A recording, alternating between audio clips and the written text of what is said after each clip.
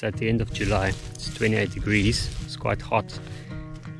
And the pressure is dropping, so I think there's going to be some rain or thunderstorms coming.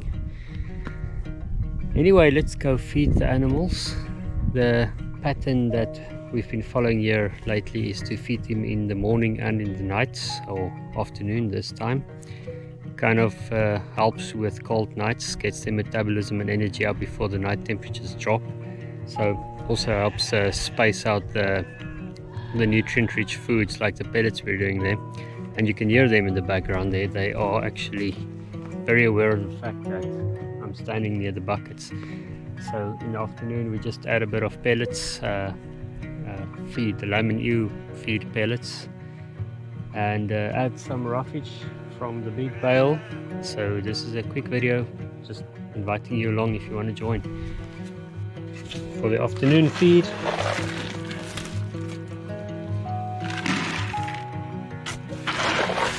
Well, we're trying to do more or less 800 grams to a kilo per head per day. For the goats a little bit less. There's only 4 of them now. Up here I've got the scale.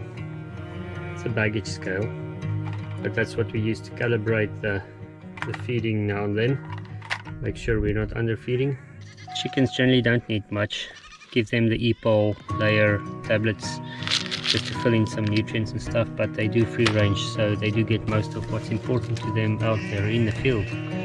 Feeding the animals and watching them grow is not the only thing about keeping them. There's a lot going on. Feeding patterns, feeding them the right stuff, giving them what they need, making sure they don't get to toxic plants, making sure they don't eat too much of the wrong stuff or too much of the right stuff. You can have some fatalities or issues until you actually realize how to do all of that. But the goats are very easy to keep. They seem to know what they need and when they need it, so even when they're browsing they go for specific things on specific days depending on how they feel. And yeah, sheep are just more fragile than goats, and that is just a fact. They should have roughage 24/7 around the clock. It's a very necessary mechanism like humans to keep fiber going, but in terms of sheep, if they don't get enough roughage, they can actually die. There's a few complications that can arise from that, so we do give them roughage from this bale every day, as much as they like to eat in a day. The only reason the bale is out here and not in there is because there's no way for us right now to get that thing over the electric fence or through the gate. And small cubed bales are actually very expensive. In terms of what roughage to get, cheap roughage, wheat, chaff, hay, oat hay is cool. We get this oat or pitted oat hay which has the seeds in it. They love it, and it has some nutritional value to it, so that's quite a win. Do we graze the animals? Yes, the goats are easy to graze. Alexia does that almost every day after work, so let them out, they go and browse around, eat a bit, and then on their own volition go back into the kraal. The sheep, on the other hand, having been raised on pastures as lambs, they are quite idiots when it comes to grazing.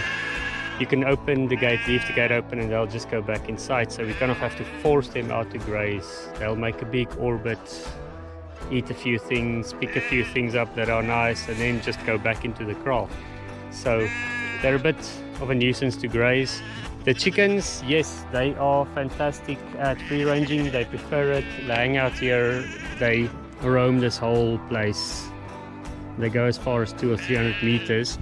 It's quite risky business with predators, but over the last few years we haven't lost more than 1 or 2 chickens, and it seems to be working well.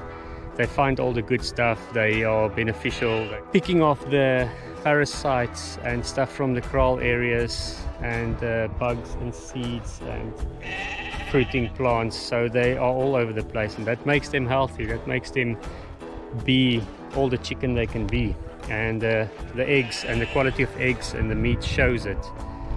And that's why I like chickens. I don't think you can have a homestead without chickens. You can't run a self-sufficient system with our chickens, even if they're just machines, but they're also very viable food producers. So that is it for this video. I think there's some value in there, and just keep in mind that you have Google and the whole internet and resources and people like us. We can all work together, share knowledge, get the data right. You can't go wrong if you do things right? So see you next time.